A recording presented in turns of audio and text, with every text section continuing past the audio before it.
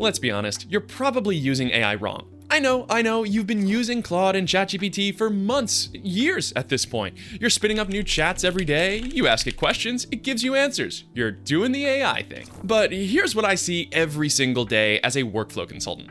Most people are barely scratching the surface. They're using AI like a slightly smarter search engine when it could be doing so much more. The problem isn't that people can't use AI, it's that AI is so easy to use that most people never leave the shallow end of the pool. They get decent results with minimal effort and think that's all there is. But the truth is that there's a whole deep end waiting for you. Hi, I'm Tom from X-Ray. In this video, I'm going to show you the biggest, most common mistakes I see people make with AI and how to fix them. These are not complicated techniques. Anyone can pick them up and transform AI from a convenient tool into something that actually saves you time and does better work than you could on your own. Let's dive in. My first tip, stop sending vague prompts. One of AI's biggest selling points is how much it can do with such little input. You can type an extremely brief prompt like summarize this article or make this draft better and get something back. It works, but you get mediocre output. Sure, you could go back and forth 10 times refining it, but at that point, how much time are you actually saving? If you know what you want, ask for it from the start. Give AI context. Give it reference material to work from. Don't just ask it to improve your blog post. Give it a style guide. Give it examples of writing that you like. That way, it can identify specific problems and suggest meaningful improvements, not just add fancier words. There's no single correct way to write. Writing for a tech blog is completely different than writing for a science journal, and AI is usually just splitting the difference between all these unique approaches. Use your company's style guide, use the Chicago Manual of Style for academic work, or just paste in a competitor's blog post or an article from your favorite author and say, write like this. The same goes for summarizing. Don't just ask AI to summarize a report or a meeting transcript, give it a lens, give it a perspective. Say you're reviewing a business plan. Ask it to analyze it using principles from a book like Osterwalder's Business Model Generation. Now you get relevant, pointed insights instead of generic observations. When you ask vanilla questions, you get vanilla results. Get something more flavorful by adding a little spice to your prompts. The second mistake I see a lot is using the same prompts over and over without systematizing it. AI tools are great for exploration. ChatGPT and Claude are built for asking questions, trying new things, and learning through conversation. But once you find something that works, you'll probably use it again. Daily task summaries, weekly blog drafts, whatever your job requires on a regular basis. So to handle these tasks, people just keep typing out the same prompt every time or copying and pasting it from some document. It's not the end of the world, but you're missing a huge opportunity. To be really efficient with your AI usage, you need to systematize and automate any prompt you use regularly. You've got two options here. Option one, create a project in Claude or ChatGPT. This is really easy. Projects let you set standard instructions and upload resources that get used automatically every time. No need to keep re-uploading your style guide and reference docs.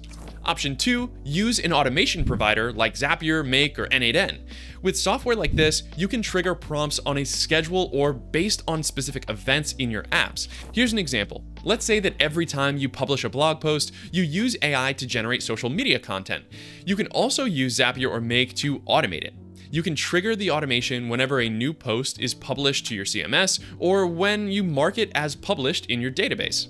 Zapier sends the prompt to your AI tool, generates the drafts, and loads them directly into a scheduling app like Buffer. Even if it only saves you a few minutes each day, automating your prompts saves you mental energy. It keeps you focused, and once you start automating a few key prompts, your entire workday becomes smoother. Need a hand setting up automated AI systems at your company? Reach out to X-Ray. We help organizations of all sizes figure out what's broken in their workflows and design a better way to work using automation and AI. Everything blends seamlessly with the apps you already use. We offer long-term retainers for complete workflow transformation, as well as short-term support on a flexible hourly basis. Go to xray.tech today to book a free call. Next, I want to encourage you to stop ignoring alternative tools and modes. It's easy just to use the default settings in ChatGPT, Claude, or whatever AI tool you prefer. You open it up, you type, you get an answer. Why complicate things? But those other tools, settings, and modes aren't just fluff. They fundamentally change the way that AI works and what it can do for you.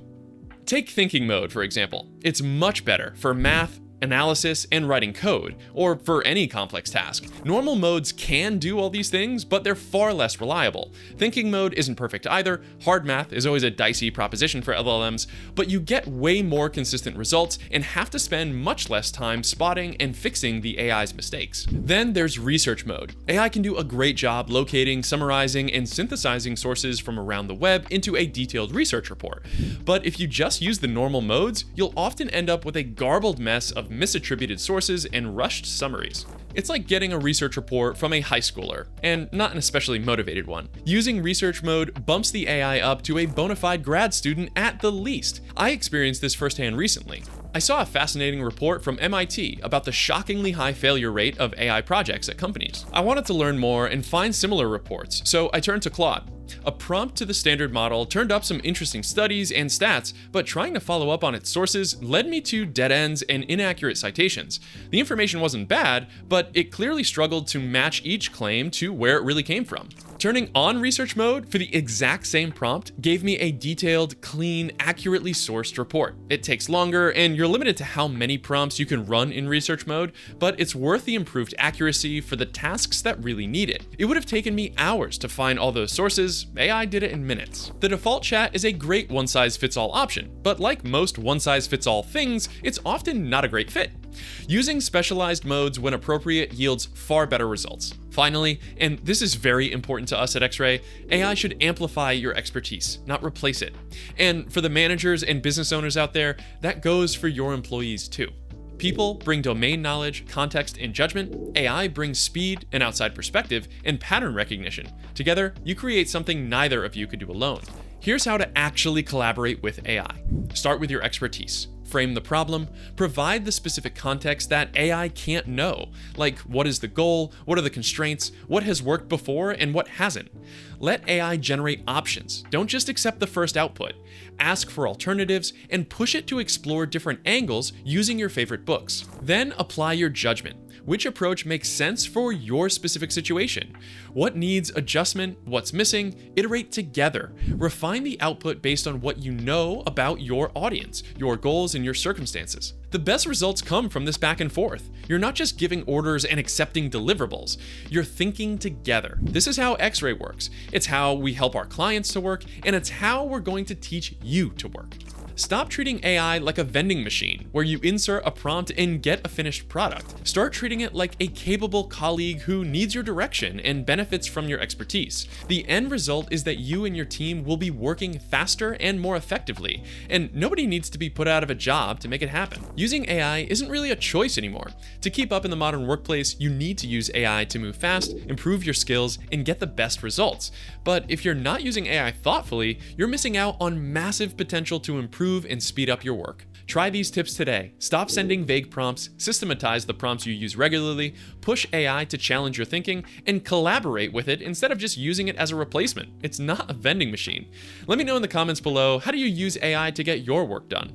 If this video helped you out, like and subscribe to the channel for more AI and automation updates every week. You can also find me and my company X-Ray by searching for X-Ray Automation on nearly every social media platform. For now, I've got to go, so until next time, find your focus and stay in flow.